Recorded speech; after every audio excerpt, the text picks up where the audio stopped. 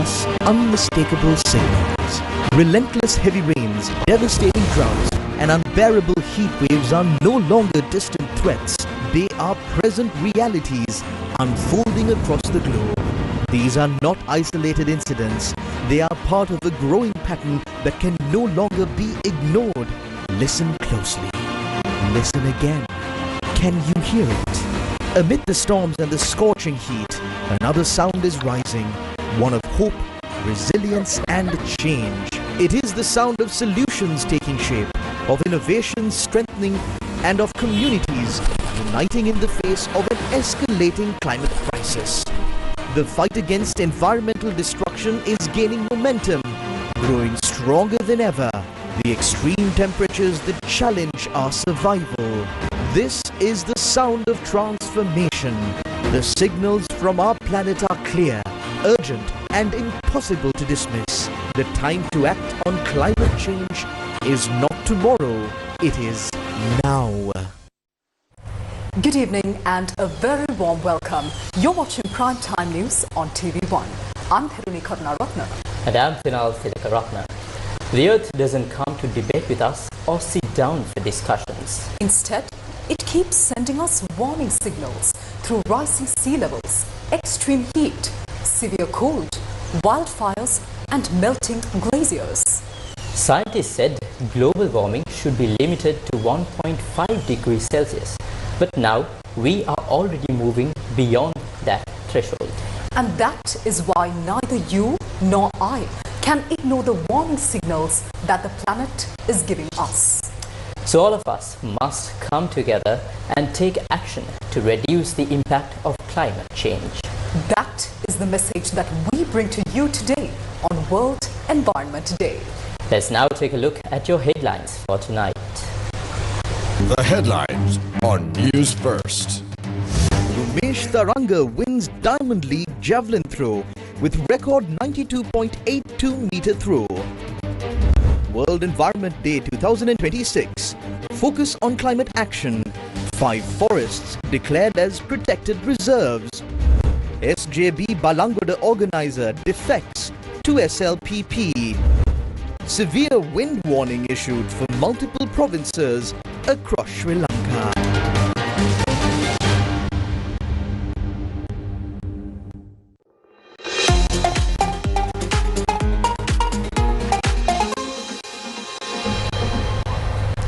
Sri Lanka's athletic scene erupted in celebration today as javelin star Rumesh Tharanga delivered a sensational record-breaking performance on the international stage in Italy. Well, to tell us more details on this, we are being joined today by Charlene Benedict. Thank you, Theruni. Thank you, Thinal. Well, of course, with renewed optimism in Sri Lankan athletics, Rumesh Tharanga has delivered a truly outstanding performance in Italy, etching his name further into the nation's sporting history with a remarkable display in the javelin throw. In a powerful and composed effort, Rumesh unleashed a massive throw of 92.62 meters, a distance that immediately rewrote the national record books. This extraordinary achievement now stands as the new Sri Lankan national record, making a significant milestone not only in his career but also in the country's athletics journey. With this historic performance, Rumesh Tharanga has also climbed into the elite global company, securing 8th place in the all-time list of the world's greatest javelin throw performances.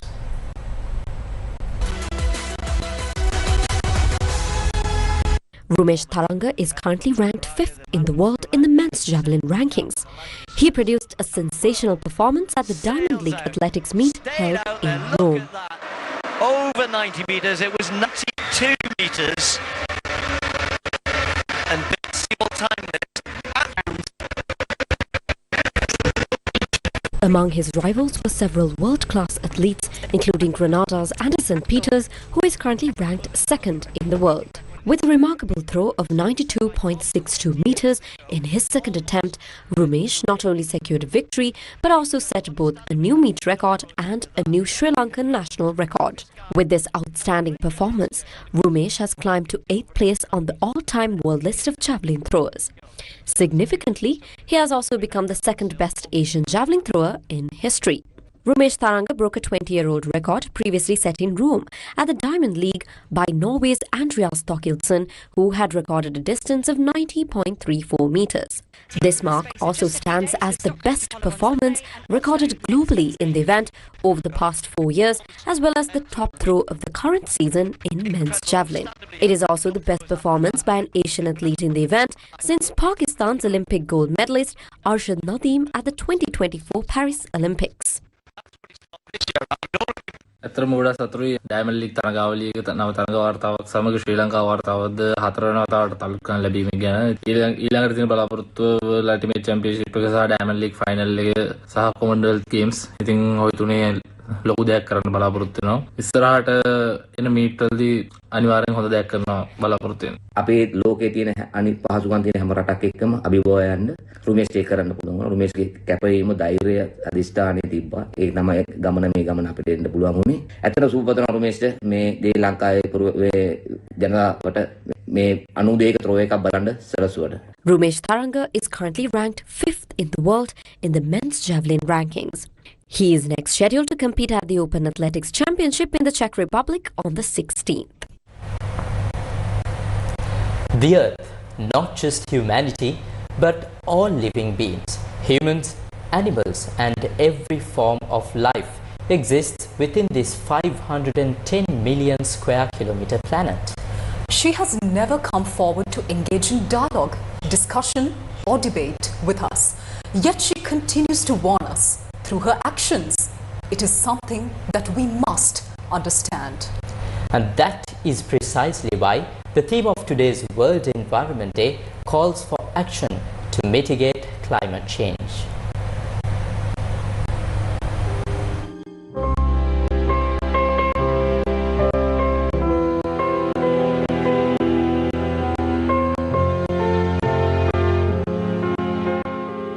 Believe it. This blue planet, made up of 361 million square kilometers of water and 149 million square kilometers of land.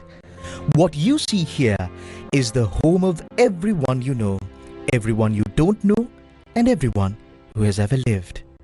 This is why this image captured by Artemis 11 stands as our newest collective photograph. This is our place in a universe that still has no boundaries. Tsunamis, cyclones like Ditwa and landslides, these are all warnings she continues to send us, perhaps for the survival of all life itself. Today we stand on the brink of yet another natural crisis. The emerging El Nino conditions, combined with global warming, could unleash consequences we are still unable to fully predict. Forests reduced to ashes by wildfires, unbearable cold spells, melting polar ice, and steadily rising global temperatures. What is the Earth telling us? Even if she does not speak in words, every natural disaster is a red alert issued to humanity. Today, the global climate system has been thrown into disarray as temperatures surpass the 1.5 degrees Celsius threshold compared to pre-industrial levels. In Sri Lanka, which spans 65,610 square kilometers, forest cover currently stands at only 29.2%. We are now confronted with the challenge of increasing it to 32%. Every positive step we take for nature today is a step towards protecting the lives of future generations. This World Environment Day, warning signals are everywhere. The past 11 years have been the 11 hottest on record. And the damage goes far beyond rising temperatures, from polluted air to degraded land, collapsing ecosystems and vanishing biodiversity, harming health, destroying homes and deepening hunger. The world is heading for a temporary overshoot above 1.5 degrees. Every fraction of a degree brings greater harm, especially to the most vulnerable. Our task is to make that overshoot as small, as short, and as safe as possible, and rapidly bring temperatures back down. That means slashing emissions, accelerating a just transition away from fossil fuels and towards renewables, the only sustainable path to lower costs and to real energy security. Cutting methane, one of the fastest, cheapest ways to limit near-term warming, protecting forests, land and seas, helping communities adapt to the devastating impacts already here, and it means fulfilling climate finance promises to developing countries to save lives, protect livelihoods and strengthen economies. This is the moment to act for our environment and for our future. Remember this, humanity cannot survive without nature, but nature can still have a better future without humanity.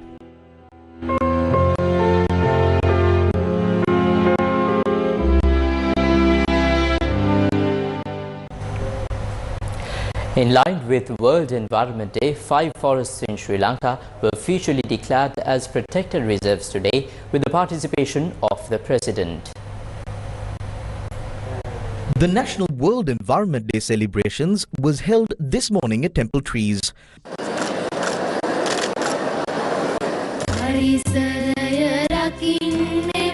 Among the forests declared as reserves were Ritigala, Aliyawatunuwava, Mulagala, Konkatiava and Kallanchia. These reserves cover a total land area of approximately 2,170 hectares. Additionally, the Kudabubulu freshwater spring and the Kapuralla thermal wetland were also declared as protected sites.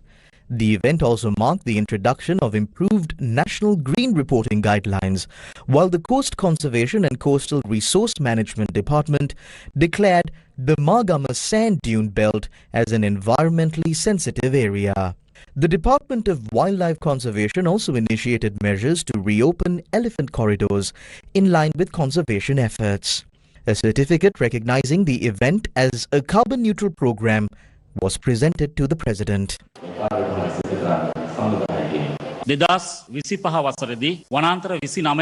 During 2025, we declared 29 forests as protected reserves, covering over 50,000 hectares of land, which is more than 100,000 acres. In 2026, on World Forest Day, we declared another 50 forests across 4 districts, covering nearly 13,000 hectares. On the 24th of April 2026, alongside the World Peace Walk, we declared 2 more reserves. With the 5 forests declared today, we have successfully designated a total of 86 protected areas within just 1 year. The minister also elaborated on measures being taken to reduce human-elephant conflict. Today we have successfully opened 3 elephant corridors. These include the routes from Handapanagala in Monaragala through the Maniganga to Yala National Park, the Vatahirakanda access point in Hambantota and the Kolankala Sanctuary. The concept of elephant management reserves is new to Sri Lanka, and we have now established a dedicated task force to implement it. In the past, flawed decisions delayed progress in managing domesticated elephants. However, with recent cabinet decisions reversing those errors, we now have the opportunity to develop a comprehensive national policy. We aim to engage all stakeholders and implement a structured program for elephant management based on expert recommendations.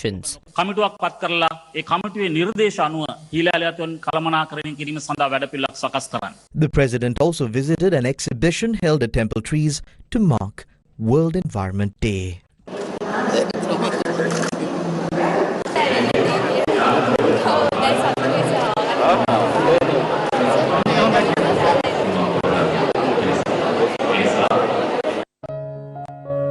For thousands of years, the village Vava system has nourished our motherland, and even today, it remains a living miracle that continues to provide our food. When celebrating this year's World Environment Day, we went beyond a mere series of celebrations and took a significant step towards protecting this living heritage. This step was the declaration of 5 new protected areas, ensuring the long-term preservation of our proud Lanka system for the next 1,000 years and beyond. It is undoubtedly a milestone that will be written in gold letters in our irrigation heritage. The Food and Agricultural Organization of the United Nations has already recognized the Lanka system as a globally important agricultural heritage system. The Lanka system of interconnected village wevers is a network of small and large reservoirs linked together in such a way that not a single drop of water is wasted. This unique cascade irrigation system, flowing from higher to low elevations, has for thousands of years helped preserve groundwater in the dry zone and maintained the ecological balance. It is a technology that has amazed the world, as well as a concept of sustainable development. This important step taken for the environment today is not a victory achieved overnight. It is the result of a struggle spanning several decades involving many stakeholders. Newsfirst, together with the Capital Maharaja Group, has also been at the forefront of this remarkable global heritage initiative since 2015. About 10 years ago, in 2015, Newsfirst conducted a special study in collaboration with the Faculty of Agriculture at the University of Peradeniya on the Bellankadavala Lanka system, one of Sri Lanka's unique irrigation systems, highlighting the importance of protecting the surrounding forests to preserve the system. This initiative was carried out under the campaign Gamin Gamata Vaving Vavata, which translates to From Village to Village, From Wever to Wever.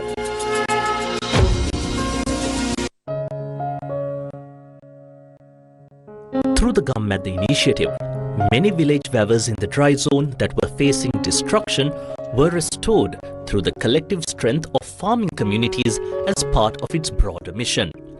Sri Prananda Vidvatanan of Kuliyapitiya, who dedicated his life silently over many decades to the protection of the Lanka system, became a guiding light of inspiration for this journey.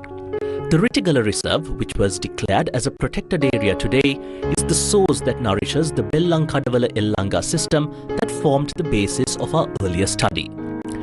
This decision to protect the Lanka system by linking the laws of nature with the ancient irrigation technology of our ancestors stands as a victory for all those who worked towards it, for both the present generation and as well as the future generations who are yet to be born.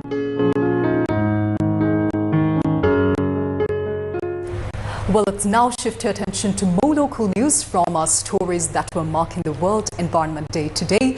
The newest edition commissioned under the Sri Lankan Navy is SLNS Samudravijaya. The President commissioned this vessel into the Sri Lankan Navy fleet just a day earlier. Well, why is this vessel special? Here's a look.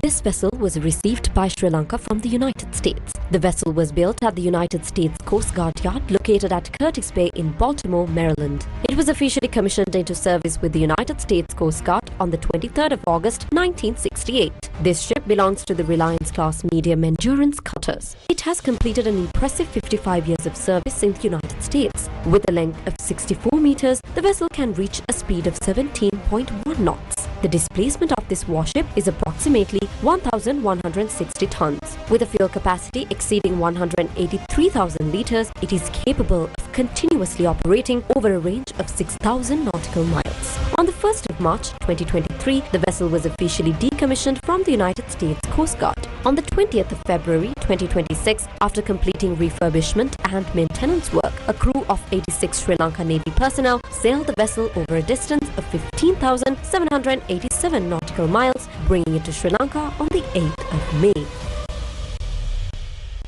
We started our journey from Baltimore on 20th February this year, and we completed more than 15,700 nautical miles. That was the longest journey ever navigated by the Sri Lankan Navy vessels. And again, that first ship, we crossed the Panama Canal, and finally we entered to Trincomalee Harbour on 8th May. And we hope that in future we'll do the same operations like other vessels to safeguard our island nation for any kind of threat. The Samudravijaya is the fourth vessel gifted to Sri Lanka by the United States. This clearly reflects the strong diplomatic relations between our two countries as well as the close cooperation between our armed forces. I believe this is a valuable opportunity for Sri Lanka to carry out our operations, safeguard our sovereignty and counter any threats arising from the maritime domain. Vessels like this are essential for the Sri Lanka Navy.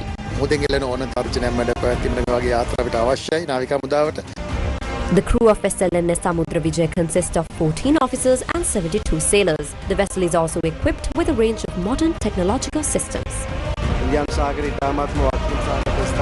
Situated in a strategically significant yet demanding region of the Indian Ocean, the Sri Lanka Navy carries a great responsibility in safeguarding these waters. The addition of SLNS Samudra Vijay to the naval fleet marks a significant boost to our maritime strength. In particular, it enhances our capacity to conduct extended offshore operations more effectively and on a larger scale.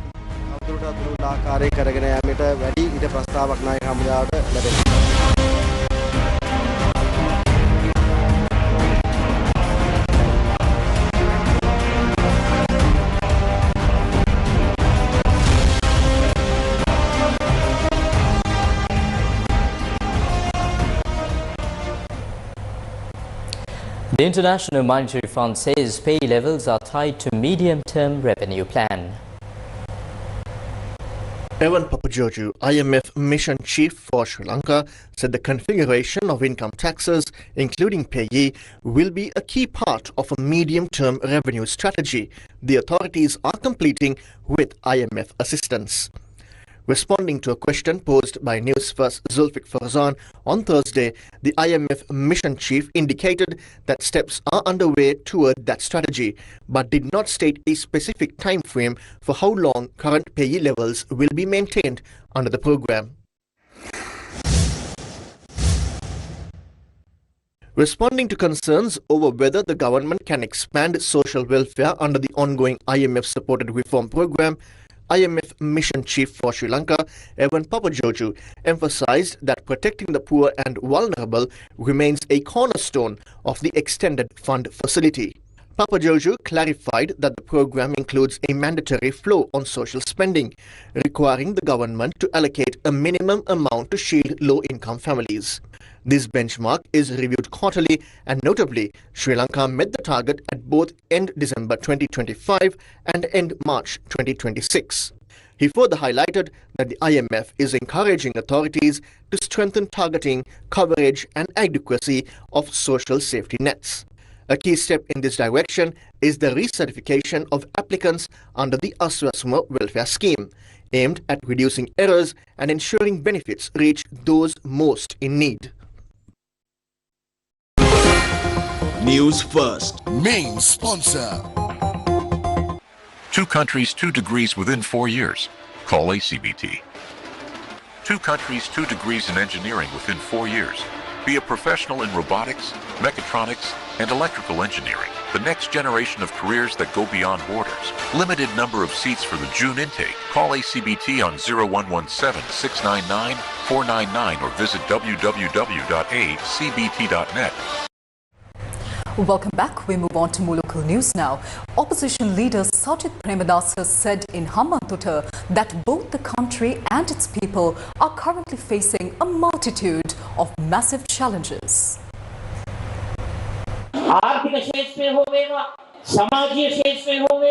Whether it is the economic sector, the social sector or the daily lives of the people, living conditions are deteriorating due to various factors.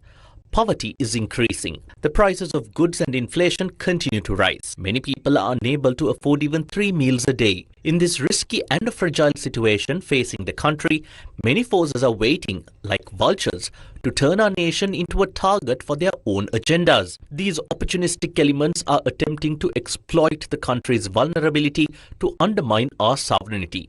We must not allow that to happen.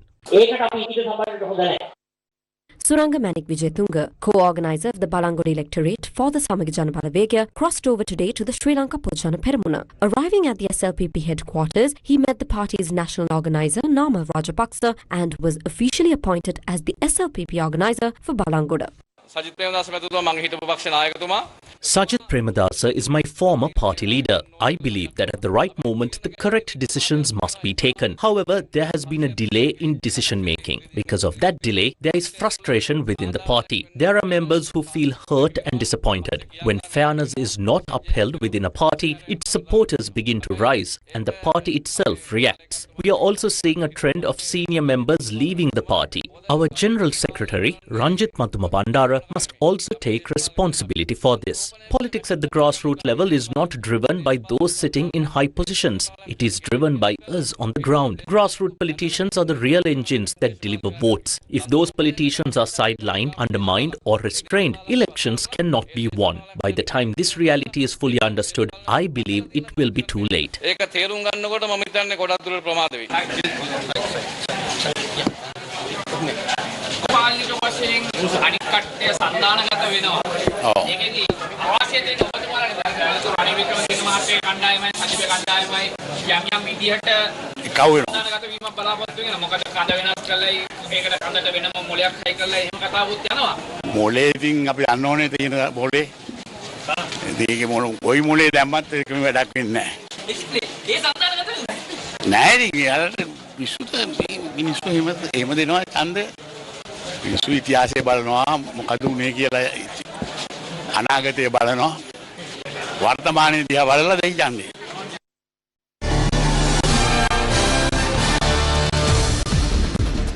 What is the stance of the Samagijana Balawegya and its leader regarding the investigations into the Easter Sunday attacks and the bond scam? Journalists questioned SJB Member of Parliament Mujibur Rahman on this matter today.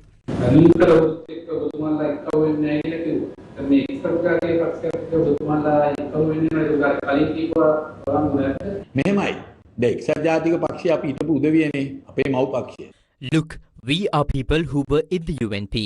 It is our parent party. There is a sentiment in both parties that we should work together. Now, who was it that accused certain people of being bond thieves and claimed they would arrest and imprison them as soon as they became president? That is who you need to ask this from. Why haven't those thieves been arrested? Why hasn't Arjun Mahendran been brought back? Why isn't Ranil Wickremesinghe being put in jail? You should ask the president and the current government that. Why are these bond thieves still out on the streets? There is no point in asking me.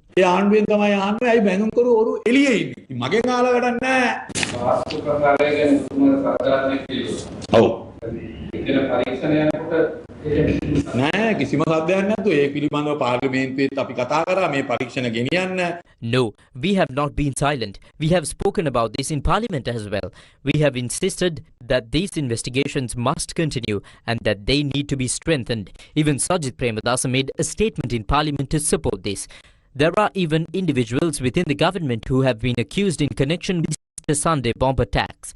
We have demanded that they be removed. We are taking a positive stance, insisting that the process must move forward. As the SJB, we hold the same position today that we held back then. Our stance has not changed. We have not hindered the investigations into the Easter Sunday attacks, nor have we made any wild or baseless allegations against the officials conducting these inquiries.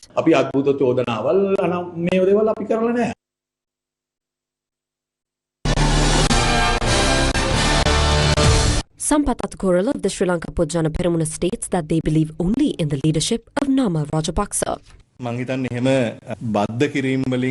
don't think you can achieve any success by stitching a head onto a body. We haven't seen that work throughout this country's history.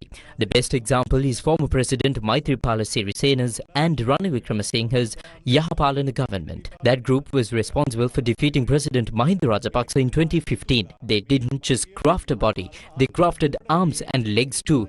Head, body and limbs all stitched together. You cannot move forward with such graftings. Back then, people said it was like a cow and a buffalo pulling in opposite directions. During the Yahapalana period, they dismantled all the developments brought by Mahinda Rajapaksa and indebted the country. We are not heading back to a position like that. We believe these kinds of combinations are not suitable for the present. We do not underestimate the abilities and talents of Sajid Premadasa or Ranil Wickremesinghe, and we have no issue with those groups coming together.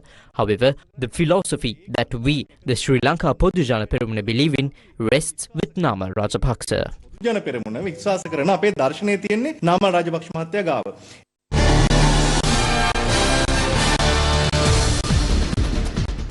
Government MP Sunil Ratnasiri commented on the opposition's alliances. We are continuing to search for those responsible, the masterminds and conspirators behind the Easter Sunday attacks. Some of the individuals who have been arrested have made statements that they cannot sleep at night and are haunted by terrifying dreams. After their arrest, they are experiencing fear, and they should. Why? Because over 300 unarmed civilians who went to worship were brutally killed, and more than 500 people are still living with disabilities today.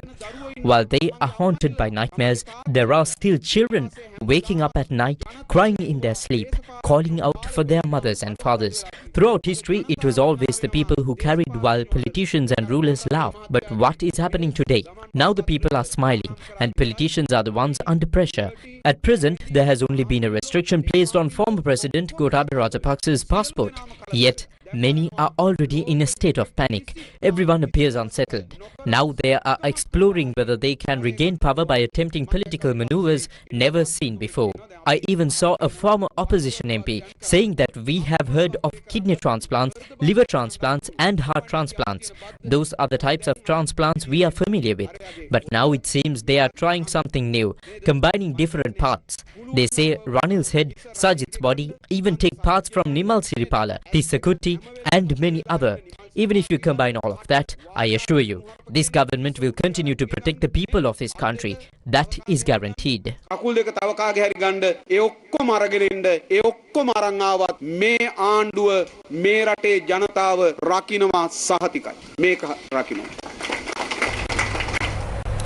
Former Minister Vimal Veerwansa's media aide was arrested today. Prasad Manju, who served as the media secretary to former Minister Vimal Veerwansa during his tenure, has been arrested. The arrest was carried out by officers of the Financial Crimes Investigation Division. Police stated that he was taken into custody in connection with a complaint alleging the misuse of vehicles and fuel belonging to the State Engineering Corporation during the period Vimal Veerwansa held ministerial office. Moving on. The Gum at the Rebuild program aimed at uplifting communities affected by Cyclone Ditwa was held once again today in Badulla. This initiative is being organized by Gum at the with the full support of the Mindaru Foundation of Australia. The Gum at the Rebuild program is being implemented jointly by the National Apprentice and Industrial Training Authority, the Department of Technical Education and Training, and Gum at the. In the immediate aftermath of the Ditwa cyclone, Sirasa and Shakti's relief operations Sahanayatra providing urgent assistance, becoming a major source of strength for affected communities. The next step was to help rebuild the lives of those impacted. Accordingly, the Gum at the Karandya initiative was launched. Now, as the third phase in Gum at this journey to rebuild the nation, the Rebuild Sri Lanka program is in full operation. The program, held at the Badulla Technical College, aims to restore livelihoods and improve vocational skills by providing training in fields such as masonry, carpentry, electrical work, metal work, plumbing and garment design. Participants who completed the training were awarded certificates and provided with essential tools. Among those present at the event were Badulla District Secretary Sunil Galagama, Assistant Director of the National Apprentice and Industrial Training Authority, S.M. Peramunugama, officials of the Badulla Technical College, Badulla District Manager of NITA Chaturanga Abhivardhana, Newsfirst Digital Media Director K. Myron, Director of New Media Janit Mendes, Assistant Manager of Gum at the Gihan Udyoga, and members of the Gum at the team. The Gum at the Rebuild program is not merely a project that provides physical resources and material. It is a program that builds trust and unity among you. We are all working in the media sector, and in journalism, we have seen how things work. It is not only our responsibility to highlight issues. Along with identifying a problem, we also have a responsibility to offer solutions. It is on that basis that such initiatives have been created. Gum at the has been established with that very purpose. We are ready to provide solutions to the problems you raise and bring forward.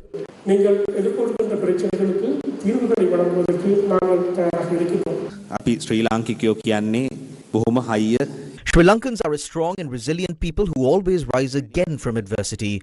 The Gum at the Rebuild program is here to support that strength. As this is an agricultural region, we also hope to extend this initiative to uplift our farming communities, helping them develop agriculture and irrigation systems.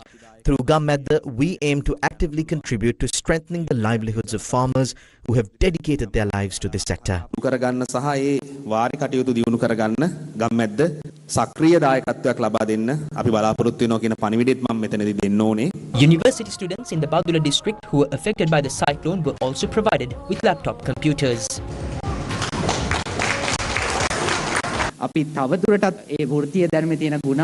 The goal today is to enhance the quality of vocational knowledge.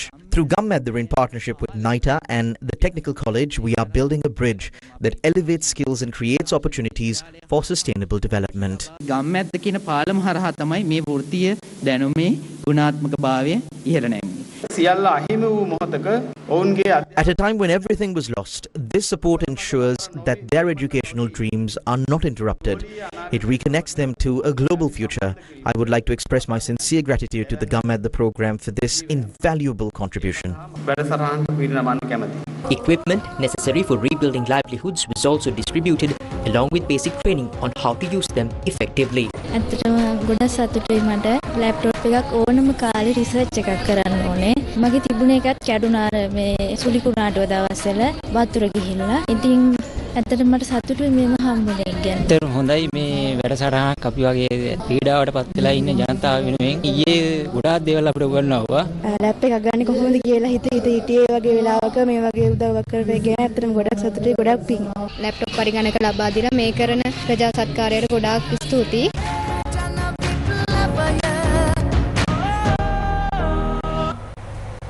A conference organized by the Pathfinder Foundation was held in Colombo today to discuss Sri Lanka's progress and prospects in joining the regional comprehensive economic partnership.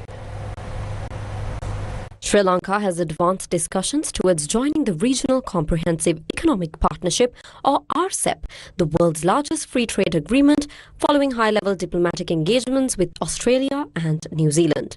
In line with these developments, a conference organised by the Pathfinder Foundation was held in Colombo today to discuss Sri Lanka's possible accession to RCEP and its broader economic implications. The question is now how to prepare Sri Lanka for accessing the RCEPs to maximize the benefits while mitigating certain weaknesses or the results of the weaknesses but we are prolonged. Because in the Sri Lankan context, I look at Sri Lanka currently over dependence on certain markets, the Western markets, which sometimes compel us to compromise certain even at the level of sovereignty. Therefore, we need to diversify our markets and the products. Sri Lanka have an interest to join the RCEP, but RCEP also, I think, will be benefit by having Sri Lanka to join this organization because it's all benefit here.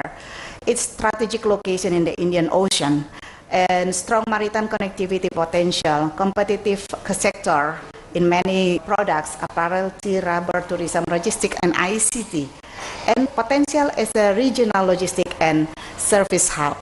So I think many opportunities that are available in Sri Lanka will bring the dynamic in the RCEP itself because Sri Lanka is the only country in this Indian Ocean part, really. We're discussing the Regional Comprehensive Economic Partnership, and that name is significant because we're not talking about a free trade agreement here.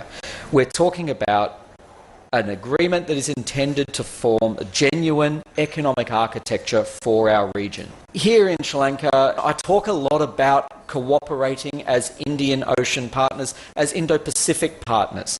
And when I talk about that, what I'm really talking about is how we're going to engage regionally.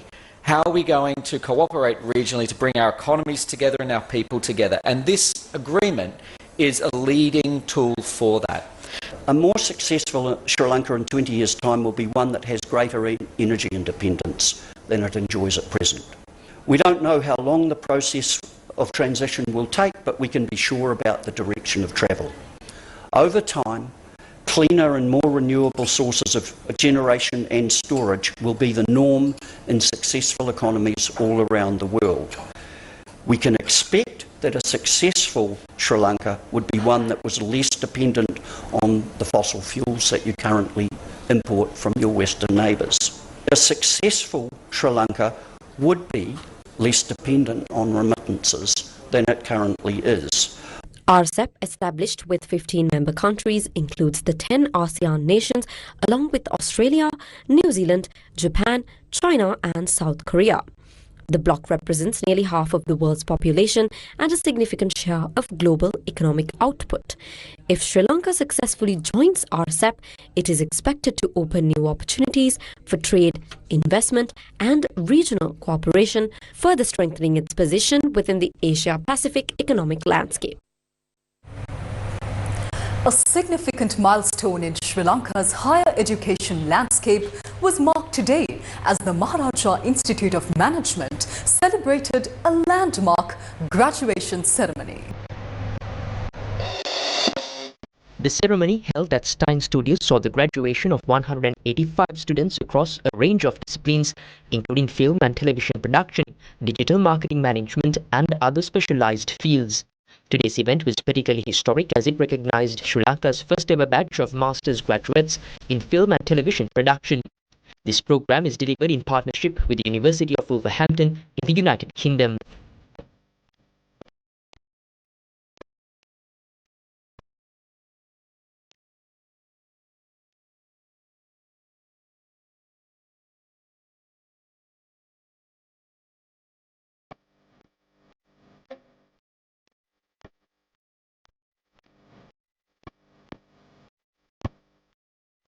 Speaking at the event, Group Director, CEO of the Capital Maharaja Group, Suresh Srinivasan, emphasized on the partnership between Maharaja Institute of Management and the University of Wolverhampton. As you embark on the next chapter of your journey, remember that success is not measured solely by personal achievement, but by the difference you make in the lives of others. Continue to learn, continue to grow, and never lose sight of the values that have guided you this far. Today, you become part of the growing MIM alumni community, a network of professionals, leaders, and change makers. We are confident that you will carry the name of MIM with pride and distinction wherever your journey takes you. Chief guest for the event, Senior Professor P.M.C. Tilakaratne, Vice Chancellor of the Open University of Sri Lanka, also shared his views at the event. True success is always reflected in positive impact you create in the lives of others and integrity which you perform your duties and the contribution you make towards building a better society. I encourage every one of you to be innovators rather than imitators. Don't be an imitator. You have to be a creator rather than a consumer. We have created because human imagination and creativity are always the first. Whatever the AI or the generative AI is nothing today. Let your therefore education empower you to solve problems, bridge digital divides, create opportunities and contribute meaningfully to national development. Graduates were conferred with master's degrees, MSc qualifications, TVEC accredited diplomas, NVQ Level 5 certifications and professional credentials reflecting the Institute's diverse academic offerings.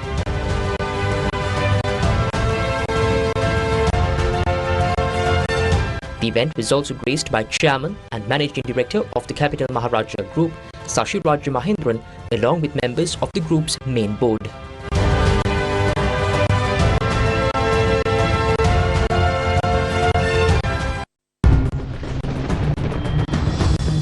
Weather first. An advisory for strong winds has been issued for the central, Sabaragamuwa, northern and north-central provinces, as well as the Trincomalee and Hambantota districts. Now this is due to the active southwest monsoon conditions prevailing across the island. Now bring you these updates and other weather updates is Omitra. Yes, Tinal and Therani. Now, taking a look at the weather situation, the Department of Meteorology stated that wind speeds may reach 40 to 50 kilometers per hour at times. The Department of Irrigation reports that water levels in the Attanagalu, Kalani and Kalu rivers are rising again due to the rain.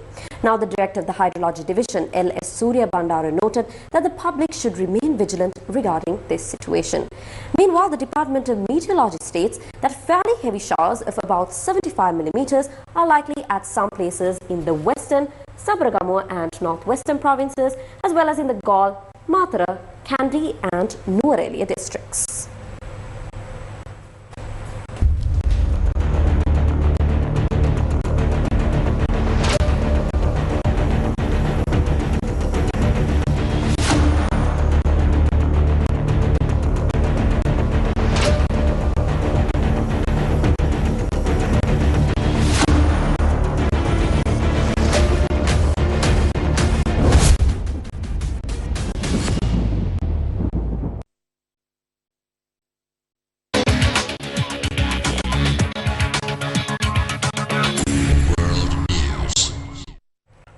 Now, taking a look at news overseas, the Hezbollah leader Naim Qassem rejected a US brokered pact between Israel and the Lebanese government to halt the fighting. Hezbollah had not been party to the negotiations. Now, there was no immediate response from Israel or Lebanon. In Washington, Trump told reporters he believed progress was being made in Lebanon and the country deserved to have peace, adding, quote-unquote, "It's been going on for a long time." Let's take a look. You responded to the vote in the House yesterday on the War Powers Resolution. Also, we've seen Hezbollah reject the U.S. brokered peace in Lebanon. You said that negotiations are in the final stages. Iran saying they're stalled. Yeah, what does reject mean? They didn't reject. Look, they're looking. I think Hezbollah, I will tell you, they called us and they said, how about stopping? And I think you're going to see things happen over there. That's been like a little bit of a different world, but it's interconnected with Iran. And it would be really nice if Lebanon could have some peace. Lebanon's been under attack for so many years and always like an underdog. And it would be really nice if it could end. And I spoke to Bibi Netanyahu about that. And I speak to them about it. And I actually spoke to Hezbollah about it. And I think progress is made. That's been going on for a long time. You know, when you look at that for years and years, 48 years, I say, well, let's get this settled. How long has it been going on? 48 years. I said, that's a long time. Not that easy, but go ahead. Israel kept up strikes in southern Lebanon, however, and Defense Minister Israel Katz said its forces would not withdraw or halt operations in the country, which they invaded in March in parallel with the Iran war.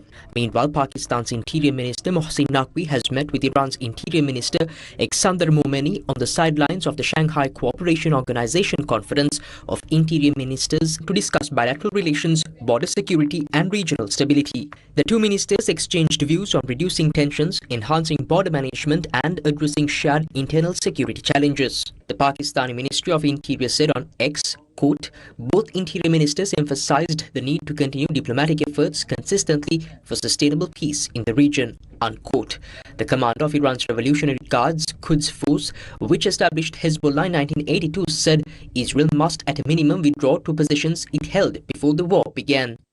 Along with Lebanon, residents of Gaza, northern Israel and Kuwait have all been under fire this week, despite US-arranged ceasefires that Trump said involved shooting in a more moderate manner rather than a total halt to fighting. Iranian and US forces traded attacks in the Gulf on Wednesday in one of the most intense bouts of fighting since early April, when a ceasefire halted large-scale hostilities.